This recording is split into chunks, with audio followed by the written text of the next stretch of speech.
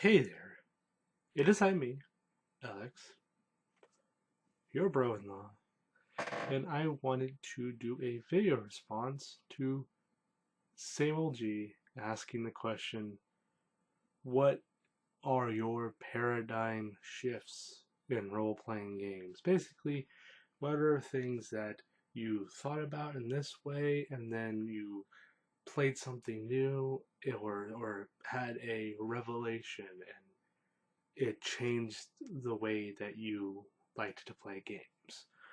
I will start from the history of me. Basically, essentially, I like saying it because they're blowhardy words, but it all started in roughly the fourth grade when I started at least attempting to play role playing games. I've always played role playing video games, but of course, some of the Luddite tabletop master race will poo poo those as RPGs. Um, and I always wanted to, play these types of video games with other human beings, but I didn't really know anything about it. I lived in a bubble the majority of my youth in terms of people telling me about any of this type of stuff. Went to baseball games, was bored out of my mind watching those. I usually talked to the referee when I played these games, like when I played basketball in the middle of break when they were setting the ball up after a foul or something. I would be chatting with the referee who was actually preparing us to play a game again, and I would be reminded, hey, we're playing the game. I was like, oh, okay, yeah, sure. Um, but it pretty much started roughly in the fourth grade for actual tabletop games, and it was my cousin Jesse introducing me to Vampire the Masquerade.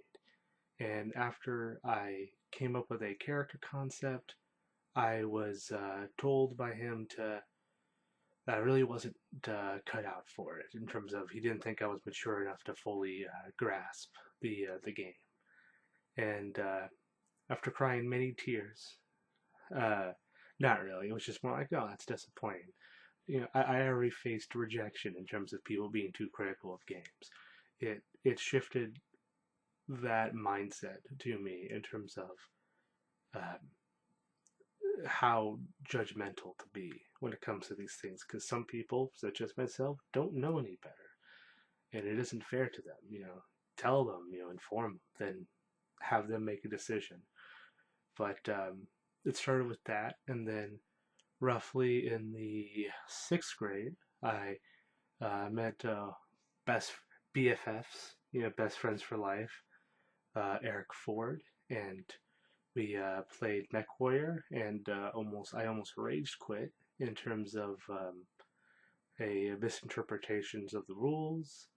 Because it felt unfair to me, at least the way it was being interpreted at the time, and we got in a big old hissy fit, and through that conflict, I learned compassion, at least in terms of if I don't feel if I don't like the way I'm being treated because of exploitation on the specifics of the words, in terms of dissecting them to gain the upper advantage, I shouldn't treat people like that either. And we made up, and still friends today.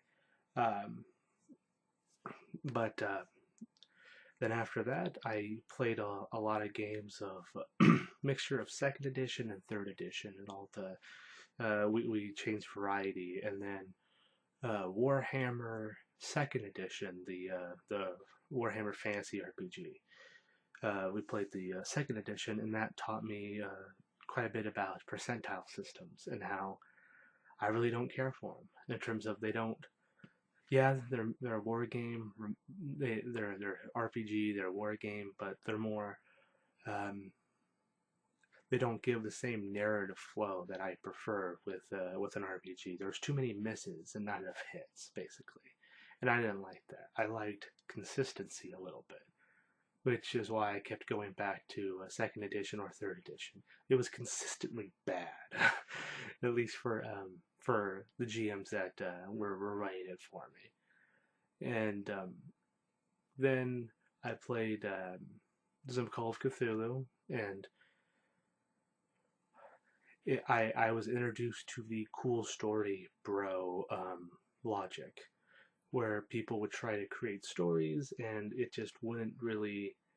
They weren't trying to make games in terms of create scenarios for people to engage in. They were too busy focusing on, let me tell you my cool story. And that happened, that happened all the time when we played games. But that happened especially with Call of Cthulhu.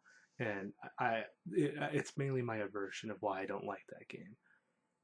After that, I started getting more involved into the video games again, and started playing games that had the RPG feel, but at least I felt they did a better job in terms of the narration of a story, and I learned to appreciate the the place that those skills are required. Like solo experiences are way better to understand story and plot devices than with multiple people. That's when it fully sunk in after that stuff. And then a little bit around high school, I played third edition of Warhammer Fantasy because a friend, his older brother, bought the game and they haven't played it. They didn't play it for like 5 months, and I just said, "Hey, we're playing this game. I mean, you already spent the money. Why not?" And when I ran that, I definitely learned to not follow all the rules all the time and to do a little bit more improvisation because that game is so crunchy. It hurts my teeth. That's how much crunch it is. And I have nasty teeth to begin with, as you can sometimes tell when I smile and things like that. And yeah, some pretty silly things happened during that time period where I followed the rules as much as I could, but I tried to improvise when the rules didn't specify a lot more than or not use them as often as people would think would be necessary.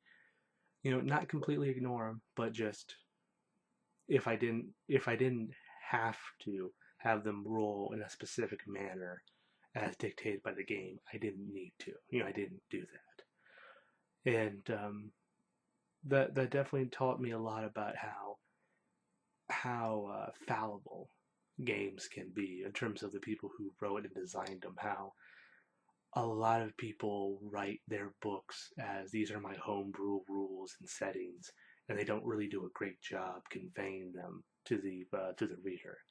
I learned a lot about perception in terms of interpretation of the written word and why it was so bad. And in fact, Warhammer 40,000, that war game, when I played 5th edition, that really brought it home that I need to be as clear as possible when trying to communicate because those are some jank ass broken rules, at least the majority of them. Orcs and force fields. There's a nerd reference from a 40K fan, brothers in arms. Um, and marker lights. Ugh. But they could have made that so much better.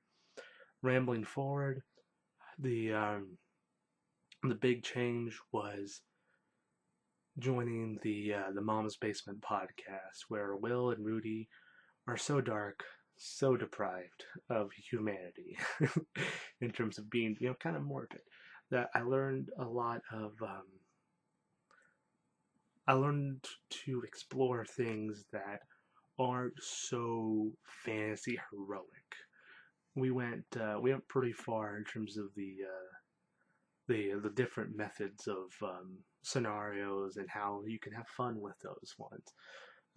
One of the things that I wanted to talk about was like, the places you won't go, in terms of like, gameplay scenarios, but you end up having fun. Like when I did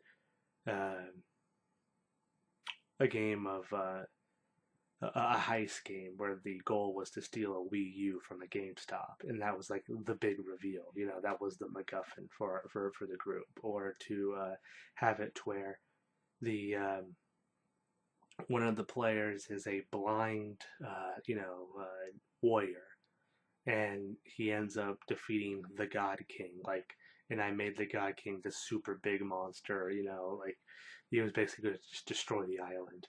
And Rudy's response as him being the warrior was he took out his gun in this medieval fantasy setting and shot it to death as his final like die roll result. It was a narrative game where die rolls means you won, but he decided to be classy that way because he was pretending to be a Wu Tang clan member, from the rap group, the Wu Tang clan. So it was stuff like that that opened up my eyes to like how you can go to different places and still have an entertaining experience. But no matter what, the underlying message that never changed for me was that it could always be better, and there should be better ways to treat other players, and that I don't need to lord over players if I'm a GM, and I don't need to have the GM cripple me.